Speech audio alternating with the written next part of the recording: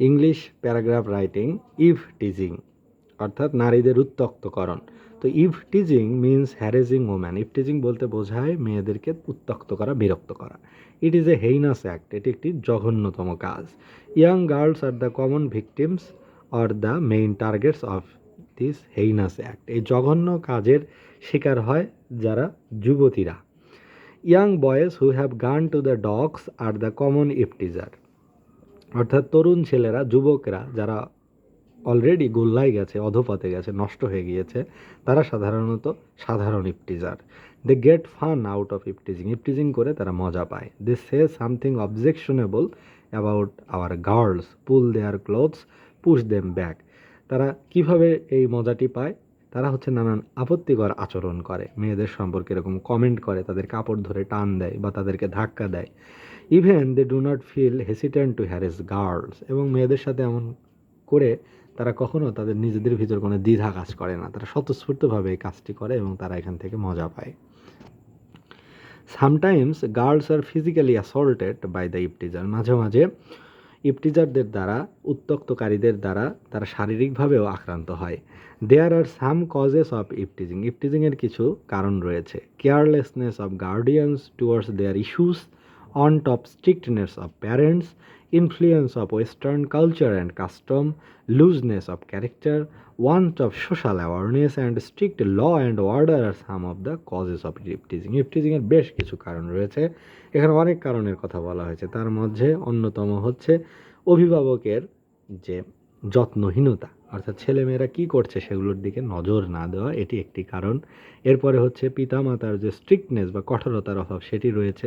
এছাড়া রয়েছে পশ্চিমা সংস্কৃতি এবং প্রথার যে প্রভাব, দেশীয় সংস্কৃতি যে ধীরে ধীরে অবক্ষয় ঘটছে, এটি অন্যতম কারণ। এবং লুজনেস অফ ক্যারেক্টার, চরিত্রের যে শিথিলতা, শক্ত একটা রিজিড ক্যারেক্টার না থাকা। এছাড়া রয়েছে ওয়ান্ট অফ সোশ্যাল অ্যাওয়ারনেস, সামাজিক সচেতনতার অভাব। এছাড়া হচ্ছে কঠোর আইনের অভাব। এগুলো হচ্ছে উল্লেখযোগ্য কিছু কারণ। The effects of eve teasing are very dangerous and dreadful.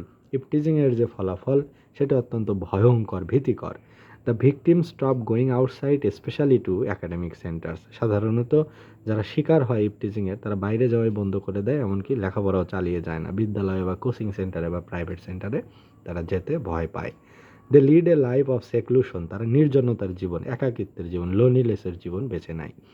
Even being victimised by eve teasing they do not feel hesitant to commit suicide. এমনকি ইফটিজিংয়ের শিকার হয়ে তারা আত্মহত্যা করতেও দ্বিধাবোধ করে না। Isn't it the failure of our society to protect girls from committing suicide. নারীদেরকে আত্মহত্যা থেকে বিরত রাখা, বিরত রাখতে না পারা, এটিকে আমাদের অসফলতা বা ব্যর্থতা নয়? I really hate the eve teasers. আমি বাস্তবে কি ইফটিজারদের ঘৃণা করি। তবে এই লাইনটা না দিলেই হবে, কারণ এটা হচ্ছে সাবজেক্টিভ বা ব্যক্তিগত হয়ে যাচ্ছে, কিন্তু এখানে আই কথাটা না দিয়ে এই লাইনটা বাদ। The law enforcing agencies should be made alert to prevent eve teasers with iron hands. অর্থাৎ শক্ত হাতে, কঠোর হাতে আইন প্রয়োগকারী সংস্থাকে অবশ্যই সজাগ থাকতে হবে ইফটিজারদের প্রতিহত করার ক্ষেত্রে।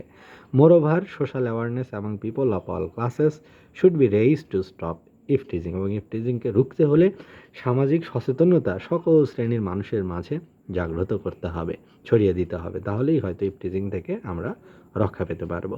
তো এই যে প্যারাগ্রাফটি ইফটিজিং, এটা হচ্ছে যে ইফটিজিং আসলে হচ্ছে হ্যারাসমেন্ট টু উম্যান, নারীদের প্রতি যে বিরক্ত করা, তাদেরকে উত্ত্যক্ত করা, এটি হচ্ছে ইফটিজিং। ইফটিজিংয়ের শিকার সাধারণত হয় ইয়াং গার্ল, এবং যারা ইফটিজার তারা থাকে হচ্ছে ইয়াং বয়েজ হু অলরেডি গান টু ডগস। যারা ইতিমধ্যে গল্লায় গেছে, নষ্ট হয়ে গেছে, তারাই সাধারণত মেইন ইফটিজার। তো ইফটিজিংয়ের অনেক কারণ রয়েছে, কিছু কিছু কজ রয়েছে। সেটা হচ্ছে গার্ডিয়ানের carelessness, want of strictness of parents, influence of western culture, looseness of character, want of social awareness. এছাড়া স্ট্রিক্ট ল, মানে অ্যাপ্লিকেশন অফ স্ট্রিক্ট ল, এগুলোর অভাব, এগুলো ইফটিজিংয়ের অন্যতম কারণ। তো ইফটিজিংয়ের যে রেজাল্ট বা ইফেক্ট, সেটি অত্যন্ত ডেঞ্জারাস বা ভয়ঙ্কর। কারণ এতে করে যারা ভিকটিম, যারা শিকার হয় ইফটিজিংয়ের, তারা বাইরে যাওয়া বন্ধ করে দেয়, স্কুলে যাওয়া বন্ধ করে দেয়, তারা এক ধরনের নির্জনতার জীবন যাপন করে। এমনকি মাঝে মাঝে তারা সুইসাইডও করে কেউ না কেউ। তো তাদের যে সুইসাইড করা, এটি কি আমাদের নিজেদের একটি ব্যর্থতা নয়? তাই আইন প্রয়োগকারী সংস্থার যথার্থ সজাগ থাকতে হবে, যাতে ইফটিজারদের হাত থেকে যারা ইফটিজিংয়ের শিকার হয় তাদেরকে রক্ষা করা, এবং এই ক্ষেত্রে সামাজিক সচেতনতা এবং সবার ভিতরে একটি মানবিক দৃষ্টিভঙ্গি জাগিয়ে তোলা এটি অত্যন্ত জরুরি। তো এই প্যারাগ্রাফটি পড়া হলো lecture HSC English for today এই গাইডটি থেকে।